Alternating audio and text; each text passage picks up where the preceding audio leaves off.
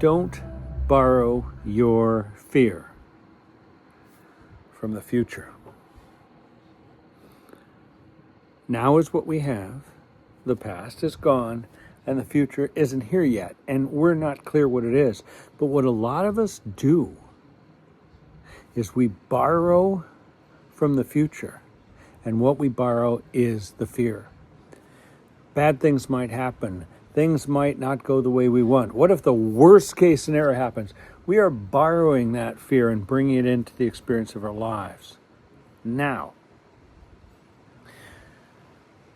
the future is not clear, and the things that we're worried about, we partially have that worry because we can't be there addressing it because it isn't here yet. So we just borrow it like a fear credit card. Now, of course, we borrow against goals as well. Won't it be exciting? Wouldn't it be great if? I'm not completely against it, but we live too much in tomorrow's fear, and we cash out on that like a credit card, and we'll still have to pay it when we get there.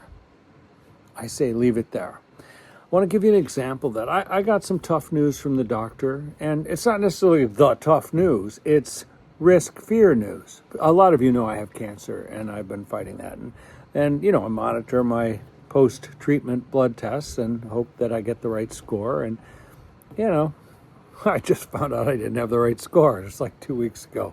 And it wasn't the score they want. One of my doctors is really worried. One of my doctors is not so worried. They each have their reasons, and it all makes sense. But you know where that worry lives? That's the worry that what if I get the bad news? And what if I can't handle it? And what if I don't know what to do with it? And I'm telling you, that is not today's worry. Today, life is great. Life is fantastic. And I'm not going to reach up into the future and borrow that fear and bring it back here. That might not be what I get. There's plenty of reason why it won't be. There's fair reason why it might be. But that's not what now is. Now is what I have. And I've learned the art of not borrowing the fear and pulling it back. Most of my advice is going to be a thing you should do. This is one of the rare instances where my advice is what not to do. And what is not to do is to reach forward and borrow that fear and bring it into now.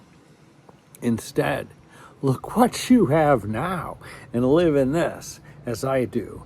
And have the joy of the wonder of the life that is now. And do not borrow your fear from the future.